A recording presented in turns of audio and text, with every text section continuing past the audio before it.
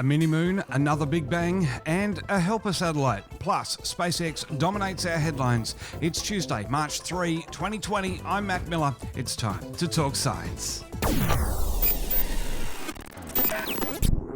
Across Apple Podcasts, Spotify, Google Podcasts and YouTube, this is Talking Science with Dr. Brad Tucker and Matt Miller. A very happy Tuesday to you, Dr. Brad Tucker. How's it going? Really good, my friend, really good. How's the week tracking for you? I believe yesterday was the first time in 200 odd days that there hasn't been a bushfire in New South Wales. Yeah, look, a very remarkable feat. Literally since July, not having a bushfire, and now in Canberra and a lot of this region, we're about to get slammed with more rain, which is good. Which, if the rough totals work out in the next couple of days, with the 2 days of rain we had a couple weeks ago, those 4 days may be worth more rain than all of 2019. It's remarkable just how dry it was. It's been an absolutely incredible summer, and we can say that now because it's finally over officially. We're into autumn. Autumn by calendar, not autumn by the sun. You know, it's a very different world out there. And of course, you can find Brad on Twitter at btucker22 and Dr. Brad Tucker on Facebook. Some pretty cool stuff that comes out of Brad's socials. You can keep in the loop on all sorts of sciencey stuff. And you can find me on Twitter at Miramat86. You can find Trekzone on all the socials as well. Just search for Trekzone. But Brad, let's dive into the headlines. Talking Science Headlines. And first up, Brad, Marsquakes. 174 of them have been detected by the InSight probe. Yeah, we talked about when the first ones were reported early last year, and now that they've had their first essentially year run, realizing that there was a lot of magnitude 3-4 tremors, not a lot of the big ones, but also not a lot of the small ones. They expected a lot of impacts from just meteors hitting the ground, so a bit of a surprise all around, but you feel the Earth move beneath your feet. Well, Mars is in the game as well. Some SpaceX news. They're dominating our headlines. A resupply mission is due for launch on Friday. It's going to arrive on Monday. That's right. You know, it's another one of these reliable cargo refills.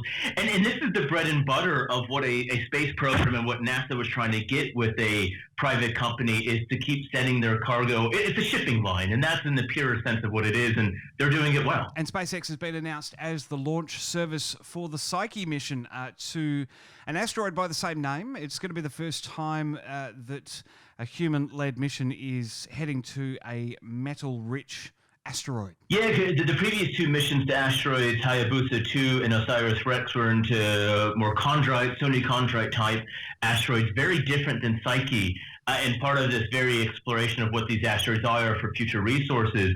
But again, it's a signal of what SpaceX is doing. It's not just human spaceflight. They're making a lot of money, and it's becoming cheaper for NASA and scientific instruments to get rides on them into space. And really, it's telling how much the market has changed and how much of a big benefit they are in terms of the space exploration market. And just lastly, one that came up in the newsfeed this morning, SpaceX is celebrating its first anniversary of the Crew Dragon experimental launch to the International Space Station this morning. And sure enough, we're waiting for the day when a human gets a ride up.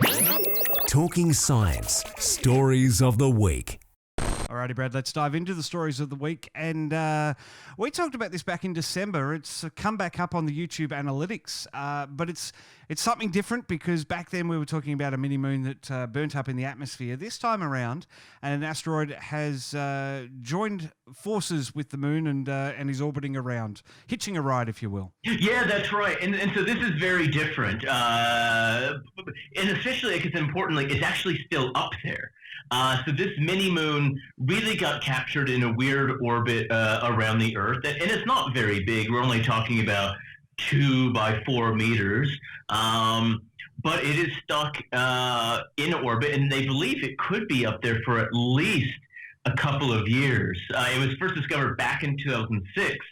And then after time of monitoring it, really starting to realize that this object, which now is called 2020 CD3, is actually stuck orbiting the Earth, and that, by definition, makes it a moon. That's it. Astronomers have discovered the biggest explosion in the universe, and I've put the caveat on here saying in recorded explosion in the universe. Yeah, I mean, look, Big Bangs aside, it's the clearest, biggest evidence of something, of some big thing happening in the universe. And it's quite remarkable because this is from a black hole, and we always think of black holes as things being pulled out, but we've talked about black holes being these big jets that shoot things into space. And radio and X-ray telescopes spotted this cluster of galaxies, and they measured that there was essentially a hole that formed through this cluster of galaxies that a jet had to shoot into it and kind of blow through it. Kind of like you imagine if you're blowing dust off your desk or, sand or something like that and shoving it into space. And the power of this would have been the biggest thing we've calculated in the evolution of the universe. Well, 2 private satellites have docked in space for the first time for an orbital servicing and to extend the life. Northrop Grumman and Intelsat have joined forces to get a little bit more time out of the Intelsat 901. Yeah, we highlighted that they were gearing up for this mission back in December, and Northrop Grumman just recently launched it, and it's great to see that it's a success, because what they were able to do is this Northrop Grumman essentially fixer satellite docked with the Intel satellite. And so the idea is if you can dock and you can integrate into the system, you can check it to see if it's fixed. You can give it a nudge to put it back into the other in orbit because the satellites slowly drift. Now, this is important for where it is. It's in geosynchronous orbit, which is at 35,780 kilometers. So if you just give it just enough of a nudge to put it back into where it was, you actually get quite a lot of lifetime just by that little push. And in the future, maybe they can actually refuel it. And this is remarkable because the major cost of a satellite is the launch and the build. If you can find ways of keeping those cheaper, then you can actually make satellites as a whole cheaper. So fixing satellites is a very economic way for moving forward in space. Well, Brad, our last topic for the week is a very bizarre white dwarf star. Tell us about it. Yeah, so white dwarf are the old stars, something our sun will be in 5 billion years. Now, lots of stars are in binary systems, 2 stars orbiting around each other. And usually what happens when 2 white dwarfs orbit around each other and they crash into each other, they explode, something that myself and others have worked on and discovered that this can happen. But in this case, it's believed that 2 white dwarfs kind of just merged together to form a really bigger, funkier white dwarf, which was not really thought possible. It's pretty close to Earth. It's only 150 light years away. Yeah, white dwarfs are small, they're faint, so they're really hard to see. So this one is actually relatively close. And the amazing thing about it is because it's so close, it can be studied and you can actually measure a bit of the composition. So it doesn't have a lot of hydrogen or helium, which we expect from a white dwarf because it's kind of just a remnant iron core for the most part. And it has quite a bit of carbon, and it has some other features, and it's also moving very fast. So clearly something happened with the star to make it funny.